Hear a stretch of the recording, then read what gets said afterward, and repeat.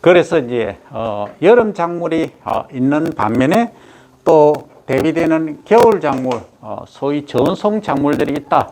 그러면 겨울 작물은 우리가 대표적으로 꼽을 수 있는 게 뭐다 하면, 자, 화분가로 보면 보리, 밀, 호밀, 귀리, 이런 애들이 주로 겨울에 심는 재배되는 작물이다 하는 거죠. 그러면 겨울 작물, 전송 작물이라 하는데 도대체 얘들은 언제 심느냐?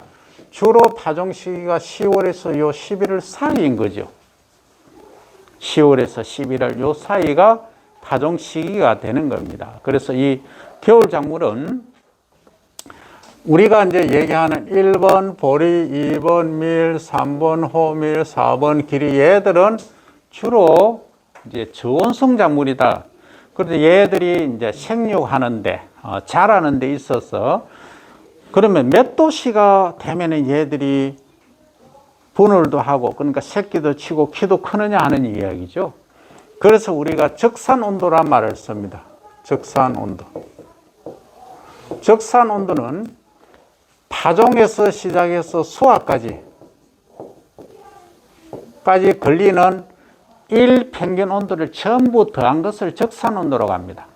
그러면 고온성 작물인 벼, 콩, 메밀 빼고 그 다음에 옥수수 이런 애들은 거의 3000도씨 이상을 요구를 해요. 그 중에서 벼가 중만생종일 때 얘기입니다. 이런 경우에는 주로 3800도씨 정도까지 요구를 한다. 그러니까 열대지방의 뭐 다른 또 품종에 따라 차이가 있긴 하지만 3000도씨 이상을 요구를 하는 것이 뭐다? 이게 벼다. 간단히 예를 들어 볼까요? 그러면 5월 1일 날 파종을 했다. 그죠? 묘상에 파종을 했죠? 그러면 수확을 10월 15일 날 했다. 라고 가정을 합니다. 그러면 전 생육 기간이 10월 30일 같으면 6달이죠. 그럼 180일이니까 그럼 170일 잡자. 그죠? 그 일 평균 온도가 여름에 몇 도다? 5월부터 치면은 최소 28도 정도 되죠. 여름에.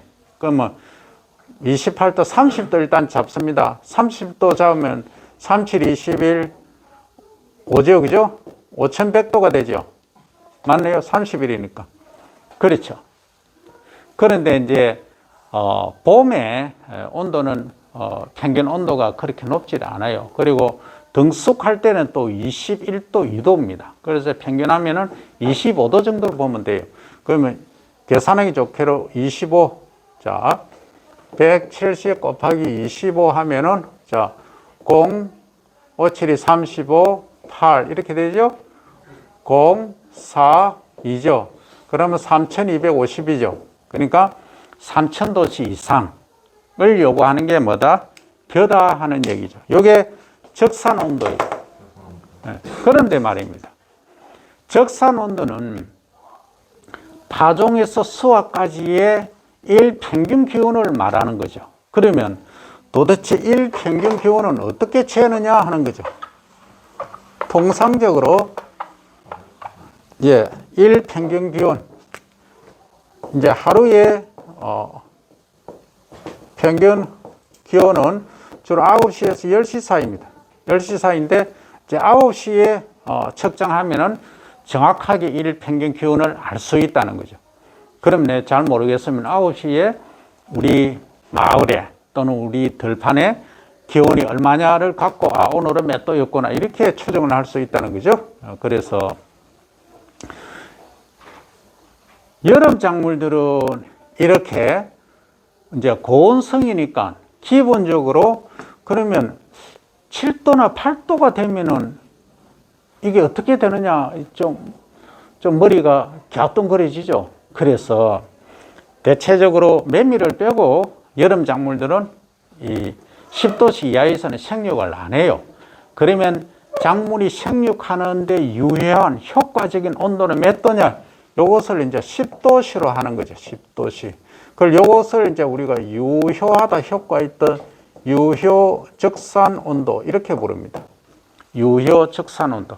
여름 작물은 10도씨를 기준으로 한다. 그런데 말입니다.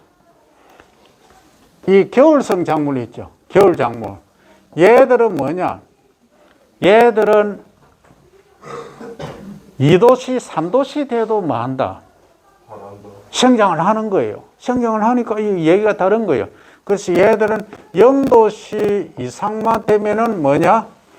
유효 온도로 카운트가 되는 거예요. 그래서 여름 작물과 겨울 작물은 이렇게 다르다 하는 거죠. 자, 그래서 이제 작물이 이제 온도도 크게 세 가지가 있죠. 자, 온도 하면 온도해서 첫 번째 작물이 발화하는데 가장 최하의 온도를 최저 온도 이렇게 말하고, 두 번째는 이 온도 이상이 되면 발화할 수 없는 온도, 맥시멈 온도가 있어요. 그게 최고 온도 이렇게 말하고,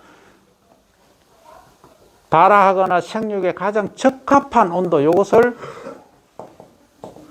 최적 온도라 이렇게 말합니다.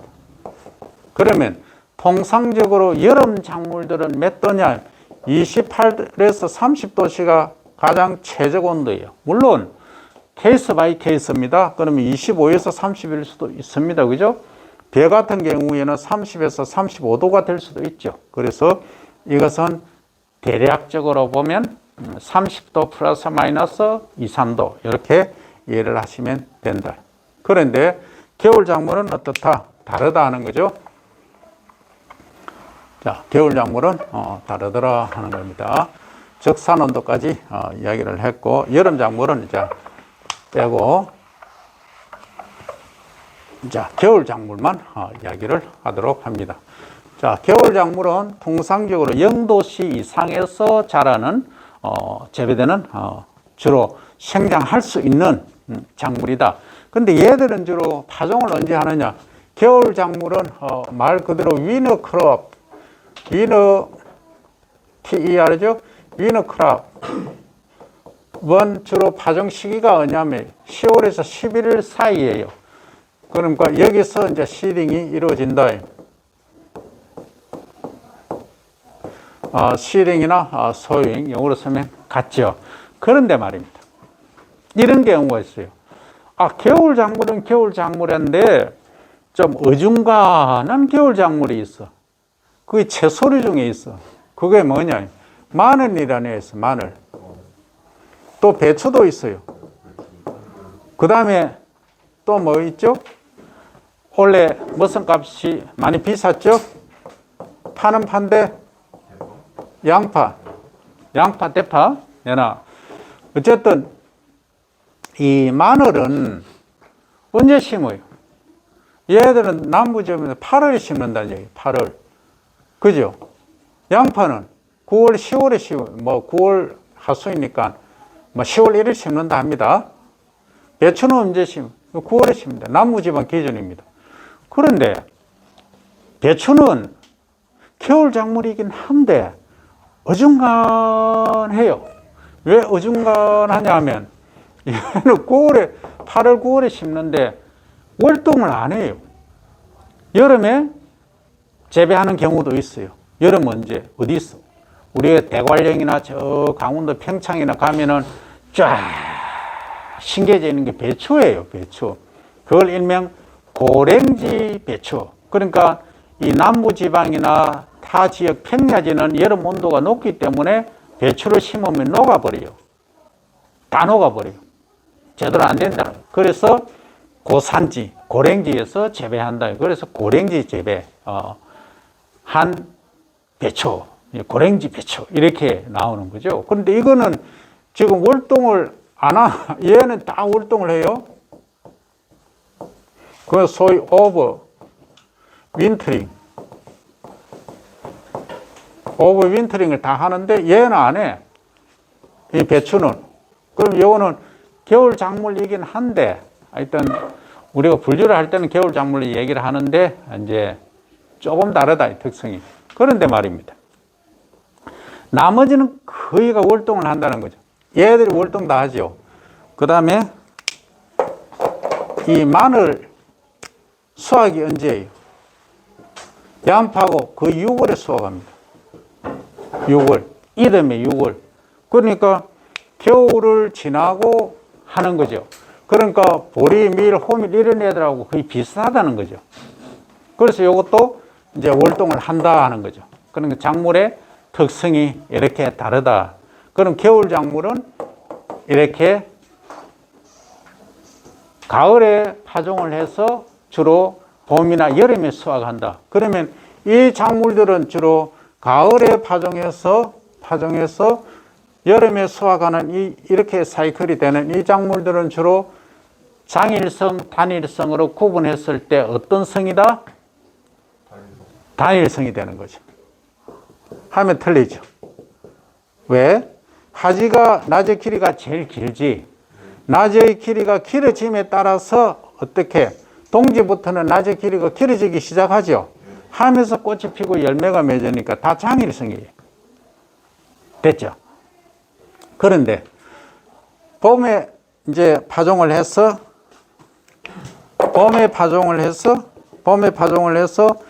이 가을에 수확하는 얘들은 하지를 지나서 꽃이 피죠. 그리고 열매를 맺죠. 이것은 이제 낮의 길이가 하지 이후로 짧아지니까 이것은 단일성 식물 이렇게 이야기를 한다 이 말입니다. 그런데 말입니다. 우리가 채소 작물 중에 고추 대표적인 게 고추죠. 이 고추는 뭡니까? 라고 묻는다면 애매해요. 왜? 야가 여름에 바깥에 노지에서 보니까 여름에 자라는 여름 작물이에요. 고온성 작물인데 아니던데 요즘 겨울에도 재배하던데 그건 뭐예요? 그러니까 온도만 높으면 적당하면 뭐 한다? 식용을 한다. 요것은 이제 중일성 작물이에요. 중일성. 그러니까 결국은 일장에 관계없다. 뭐에 관계있다? 온도에 관계한다는 거죠. 온도. 이 온도만 적당하게 되면 생육 시기가 돼서 온도가 맞춰지면 뭐 한다? 개화를 하고 열매를 맺는다. 그런데 얘가 또 특성이 뭐냐? 얘가 웃겨요. 대체적으로 이제 고온성 작물들, 여름 작물들은 이제 파종을 해서 가을 되면은 전부 이제 수확 시기가 돼서 더 이상 열매를 안 맺어. 근데 얘는, 고추는 계속 자라. 무한 신육형이에요, 이게. 무한 신육형. 무한 신육형. 이 원래 이 콩이 식처럼 무한 신육형이요. 계속 온도하고 외부 환경 조건만 자라면 콩은 계속 넝굴성으로 원래 자라는 거였는데 우리가 이제 품종 육종을 했죠. 그래서 가을 되면 야, 더 자라지 마 하고 이제 품종을 육성을 했기 때문에 이제 신품종들은 키가 한 80cm 이내에서 딱 멈춥니다. 가을이 오니까. 그런데 이 고추는 시설 재배는 이 터널 재배를 하죠. 이 터널 속에서 재배를 하니까 자, 보통 정식을 언제 하느냐? 9월에 10월 정도 해요. 그러면 9, 10월에 하는데 얘는 계속 자라는 거예요. 계속 자라요. 그럼 계속 꽃이 피고 열매가 달리고 하는 거예요. 그 언제까지? 내년 여름까지. 그런데 말입니다. 이것을 비닐을 여름에 걷어주고, 그죠?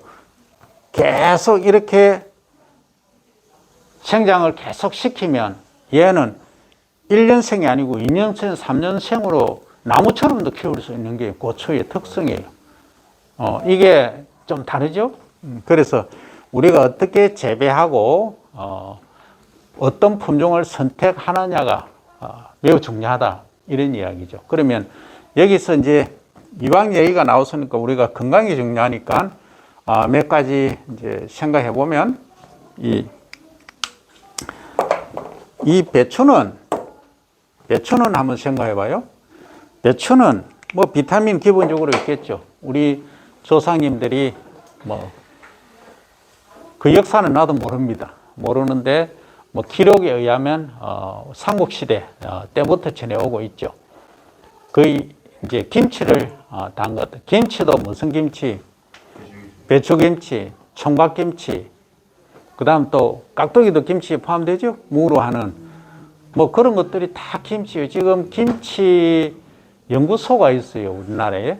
그 정도로 김치 산업이 대단합니다. 그런데 이제 어디 일본에서 이제 기무치해서 이제 고춧가루 거의 안 넣은 좀 한 걸 갖고 판매를 하고 합니다. 최근에는 우리 김치값이 좀 비싸니까 imported from China, 중국계 또 많이 들어오곤 하죠. 그래서 우리 것을 이제 뭐 핵심적으로 보면 우리 거지만은 지금 소비량으로 봐서는 우리 김치 가격이 폭등을 하면은 수입이 될 수밖에 없는 현실이다 하는 거죠. 그래서 우리 농민분들 입장에서는 적정 가격을 받을 수 있게끔 하고 소비자분들하고 이게 하나의 그 협상점, 평행점을 찾는다면은 우리 김치는, 우리 배추는 영원할 것이라 보는데, 지금 배추 한 포기에 10,000원이 넘어가고 이러면은 안 먹게 되죠.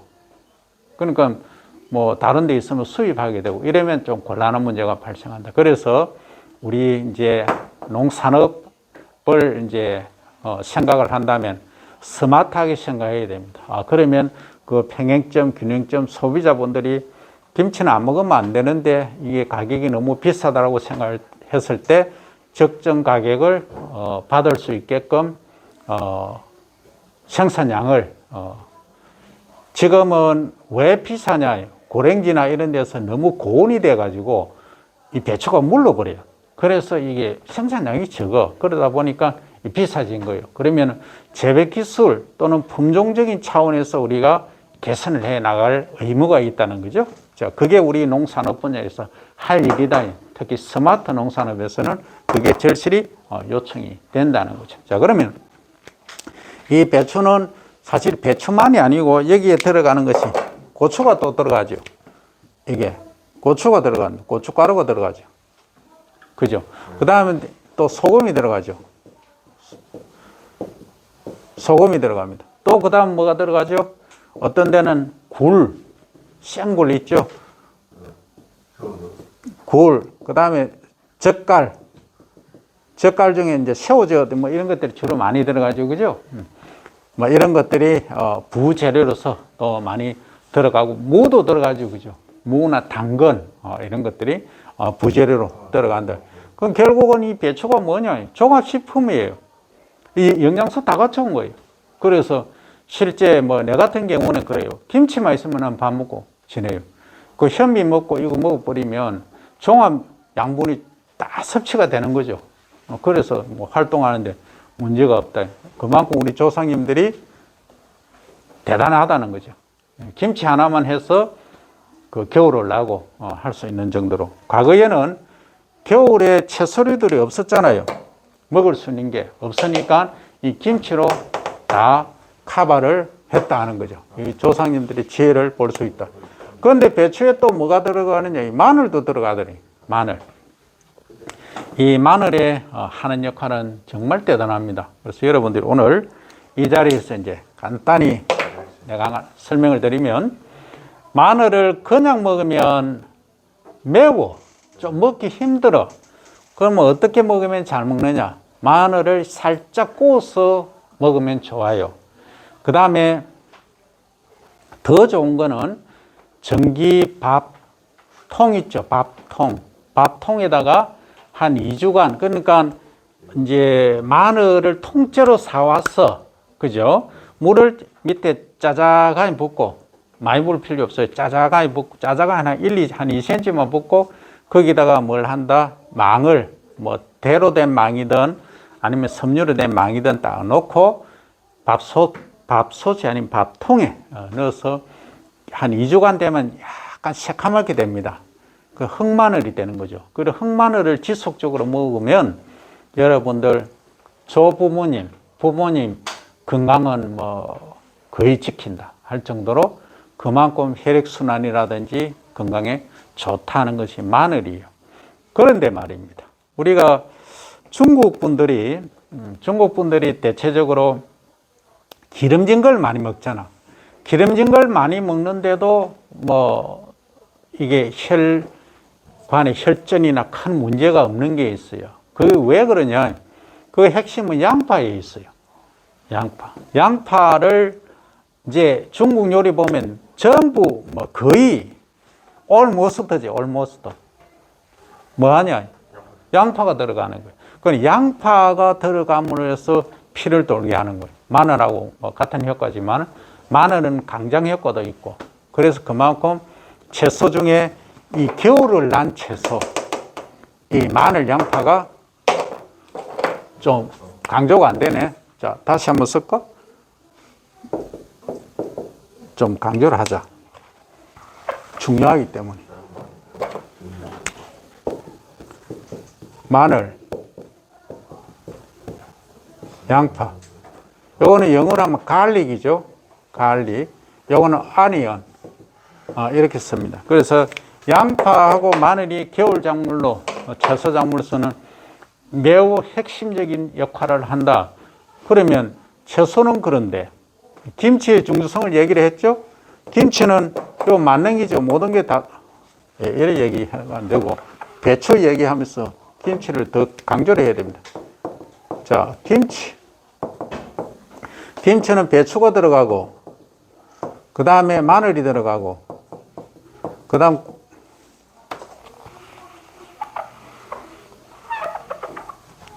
마늘이 들어가고, 그 다음 고추가 들어가고, 그죠? 그 다음에 젓갈이 들어가죠?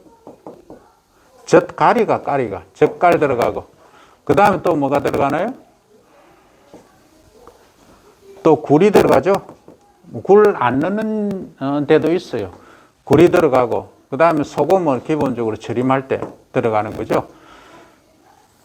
그렇죠. 그러니까 이 몸에 좋은 것들이 거의 다 들어간다는 얘기죠. 자, 얘기가 나왔으니까 이제 소금에 관한 얘기를 조금 더 할게요. 우리가 소금 하면은 통상적으로 어떤 소금을 얘기하나요? 하면은 해안가 바다에서 염전해서 만든, 그죠? 그래서 햇빛에 말린 소금, 천일염 이렇게 말합니다. 천일염.